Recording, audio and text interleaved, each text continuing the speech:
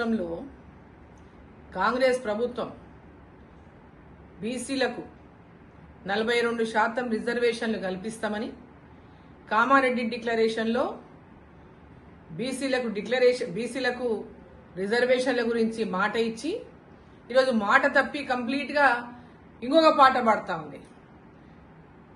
ఈరోజు అదే 42% బీసీల రిజర్వేషన్లో 10% ముస్లింలకు ఇవ్వాలని నిర్ణయం చేసుకున్నది. ఈరోజు గ్రామ పంచాయతీలకు ఎన్నికలు లేక ఈ పార్టీ అధికారంలోకి వచ్చిన నాటి నుంచి ఇప్పటికి కూడా ఎన్నికలు జరపలేనటువంటి పరిస్థితిలో ఇవాళ ఉన్నది. గ్రామ పంచాయతీలకు నిధులు రాక గ్రామ పంచాయతీల అభివృద్ధి పనులు నిలిచిపోయేటటువంటి పరిస్థితిలో తెలంగాణలో ఏర్పడింది. సో కేవలం బీసీల యొక్క ఓట్లను రాలగొట్టడానికే బీసీ మాట బీసీ పదం వీళ్ళు మాట్లాడుతున్నారు కానీ వీళ్లకు బీసీలకు రిజర్వేషన్ ఇచ్చేదాని పట్ల చిత్తశుద్ధి లేదు. గతంలో ఎప్పటి నుంచో వీళ్ళకు బీసీలకు వ్యతిరేకమే. కేవలం ఓటు బ్యాంక్ రాజకీయాలు చేయడంలో తప్పితే బీసీలకు ఏనాడు కూడా కాంగ్రెస్ పార్టీ అండగా నిలిచింది లేదు. ఇవాళ ఢిల్లీలో వచ్చి ధర్నాలు చేస్తాం, అది చేస్తాం, ఇదేదో భారతీయ జనతా పార్టీ మీద నెపం నెట్టని ఇంకా డ్రామా చేస్తే తెలంగాణ ప్రజలు గాని తెలంగాణ బీసీలు గాని అమాయకులు ఎవరు లేరు. ఇక్కడ కేవలం ప్రజలని మోసం చేయడమే లక్ష్యంగా పెట్టుకున్నది ఇలా కాంగ్రెస్ పార్టీ.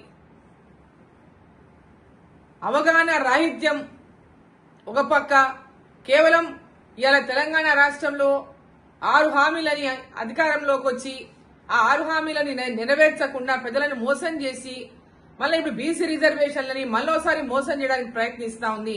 స్థానిక సంస్థల్లో గెలుపు మీద నమ్మకం లేక ప్రజల విశ్వాసాన్ని కోల్పోయినటువంటి కాంగ్రెస్ పార్టీ ఇవాళ భారతీయ జనతా పార్టీ మీద ఇదేదో రిజర్వేషన్లు వాళ్ళు చేయదలుచుకున్నట్టు, భారతీయ జనతా పార్టీ అడ్డుకుంటున్నట్టు ఈ డ్రామాలన్నీ కట్టిపెట్టి మీరు ఎంబడే ఎన్నికలు జరపండి, ఎంబడే మీరు ఇచ్చిన మాటను నిలబెట్టుకోండి.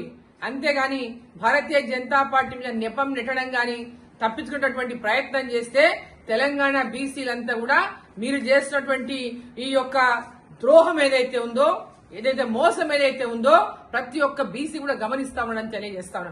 మీకు చిత్తశుద్ధి ఉంటే ఎంబడే ఎన్నికలు, స్థానిక సంస్థలకు ఎన్నికలు పెట్టండి. మీరు ఇచ్చిన మాట ప్రకారం 42% రిజర్వేషన్ బీసీలకు ఇవ్వండి.